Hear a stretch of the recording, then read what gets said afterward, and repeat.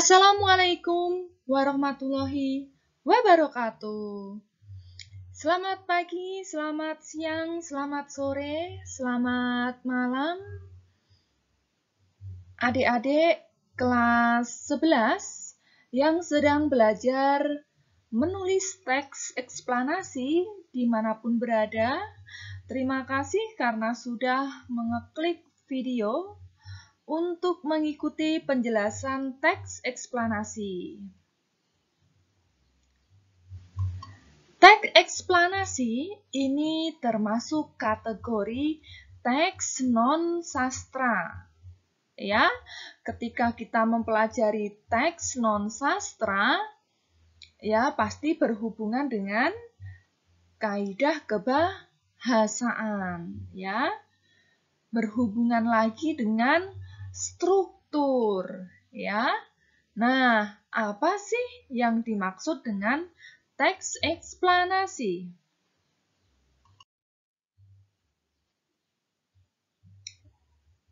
Nah, teks eksplanasi di sini bertemakan alam dan sosial di sekitar kita. Jadi, teks eksplanasi nanti akan membahas materi-materi yang berhubungan dengan mata pelajaran yang lainnya. Nah, jadi kalau kalian berada pada program IPA dan program IPS itu sangat membantu karena nanti teks-teks yang disajikan dalam teks eksplanasi bertema alam dan sosial. Nah, pada video kali ini kita akan membahas nih apa pengertian eksplanasi, ciri-cirinya, struktur, kebahasaannya, dan juga bagaimana memproduksi teks eksplanasi.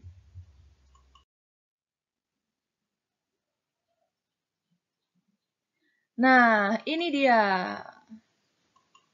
Ya, teks eksplanasi adalah teks yang bertujuan menjelaskan proses suatu fenomena alam, fenomena sosial. Dan teks eksplanasi bisa menjawab pertanyaan bagaimana dan mengapa. Ya, kalian pasti mengenal yang bernama 5W plus 1H. Ya. Nah, why dan how ini sangat sering ditanyakan dalam soal-soal pilihan ganda.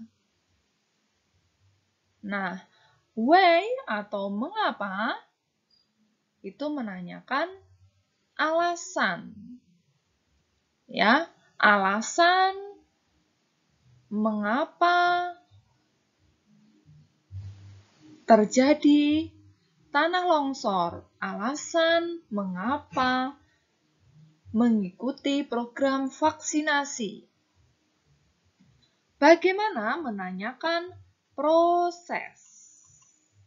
Ya, proses bagaimana proses berlangsungnya vaksinasi tersebut? Nah, pertanyaan dengan menggunakan bagaimana dan mengapa, ini jawabannya seharusnya ada di dalam teksnya. Berdasarkan kamus Thesaurus, adik-adik, ya, eksplanasi ini mempunyai sinonim persamaan makna eksplikasi, eksposisi, elaborasi, pemerian, penggambaran, penjabaran, penjelasan, uraian, dan tuturan. Nah, ini semua mempunyai makna menjelaskan, ya, makna dasarnya. Meskipun jika kalian cari pada KBBI, ya, akan memiliki makna-makna secara detail, makna spesifikasinya masing-masing, ya. Tetapi secara umum Mengeksplanasi adalah menggambarkan, menjelaskan. Nanti akan berhubungan dengan kalimat definisi berada di awal paragraf.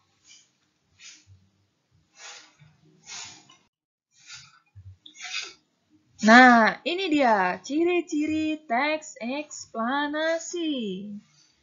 Ya, strukturnya ada pernyataan umum, proses kejadian, dan penutup. Nah, teks eksplanasi ini sebagian besar 80%-nya menggunakan kalimat fakta. Fakta adalah kalimat-kalimat yang memuat informasi sesungguhnya dan telah terjadi. Ya, jadi diingat kalau eksplanasi 80% ya kalimatnya adalah kalimat fakta. Nah, sisanya bersifat opini. Ya, opini dari penulis teks eksplanasi itu sendiri. Nah, selain itu, eksplanasi juga bersifat keilmuan. Ya, tadi Ibu jelaskan kalau keilmuannya ini berhubungan dengan ilmu sosial dan juga ilmu sains atau ilmu alam. Menjelaskan suatu kondisi atau fenomena.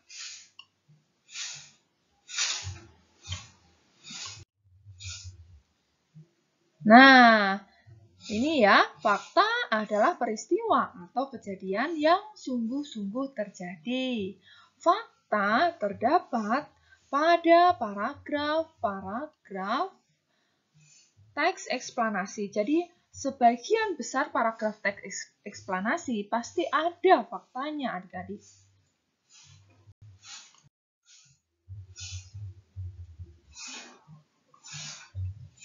Paragraf eksplanasi dikembangkan berdasarkan gagasan utama atau ide pokok. Ya, gagasan utama adalah gagasan yang dijadikan dasar sebagai kalimat ya untuk mengembangkan kalimat gagasan utama itu. Gagasan utama terdapat pada kalimat utama. Ya.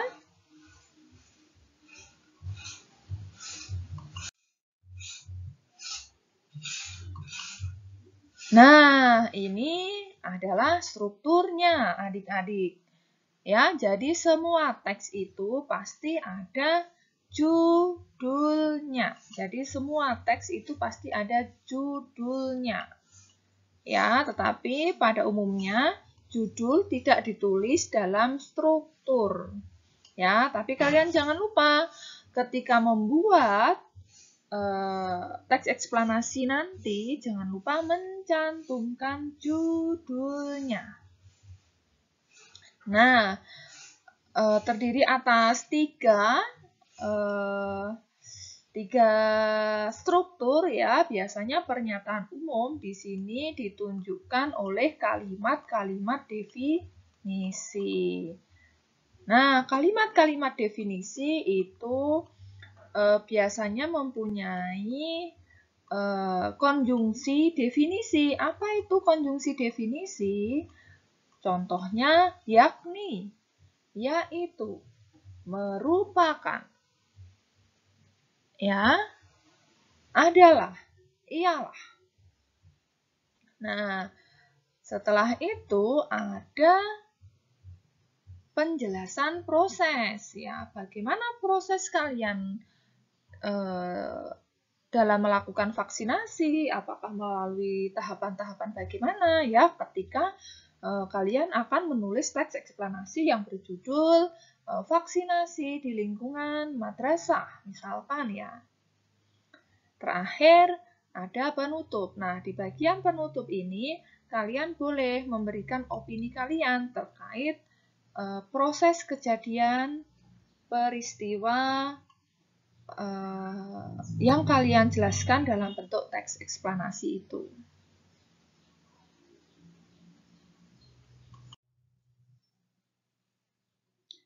Nah, ini adalah bentuk-bentuk ciri kebahasaannya.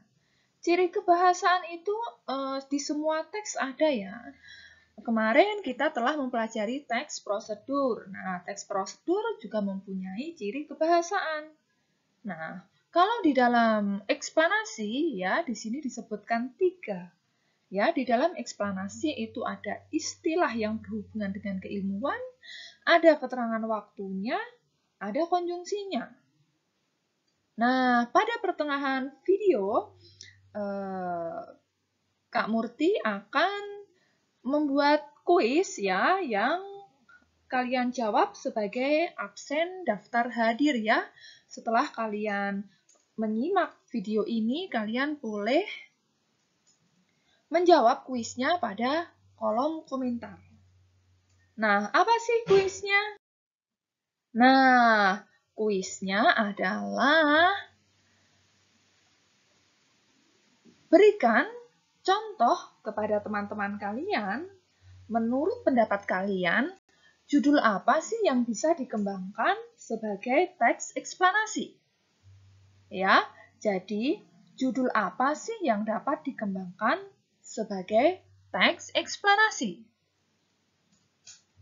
Nah, seperti pada contoh pada buku paket yang kalian juga punya PDF-nya karena sudah kakak bagikan ya di bahan ajar ya, itu kalian ini adalah judulnya demonstrasi massa.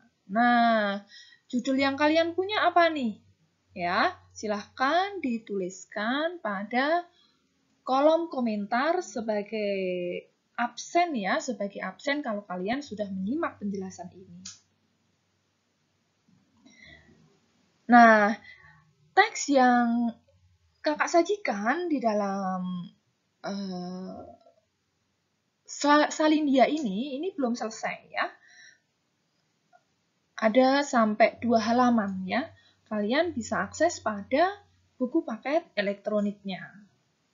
Nah, tetapi ketika kita ingin menganalisis sebuah teks berdasarkan struktur, kalian bisa menganalisisnya nih. Misalkan ini adalah judul teks eksplanasinya, judul. Jadi jangan lupa kalau kalian sudah praktek menulis teks eksplanasi, tetap mencantumkan strukturnya. Ya, strukturnya yang pertama judul tentunya ya, demonstrasi massa. Kemudian di badan paragrafnya yang pertama apa? Pernyataan umum, PU. Pernyataan umum. Ya, kenapa disebut pernyataan umum? Biasanya ini adalah bagian pengenalan.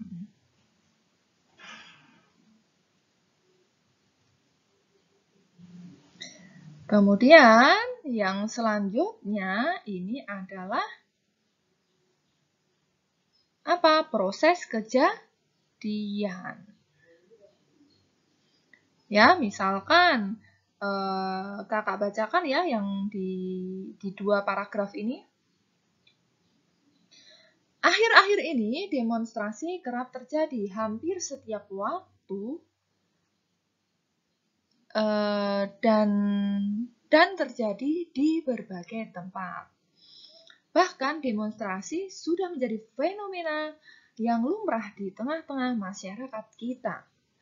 Menanggapi fenomena tersebut, seorang kepala daerah menyatakan bahwa penyebab demonstrasi anarkisme tidak lain adalah faktor laparnya masyarakat.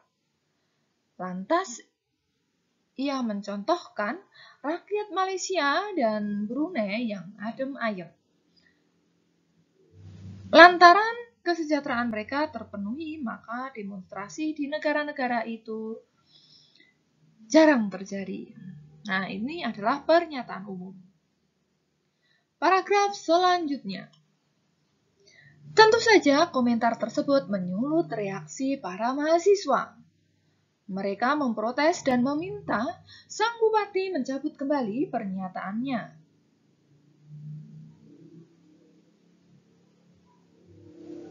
Mahasiswa tidak terima dan tidak merasa memiliki motif serendah itu.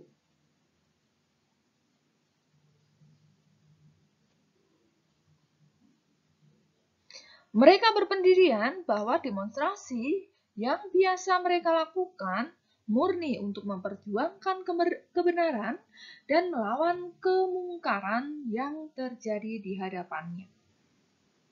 Nah, ini sudah masuk pada proses kejadian ya.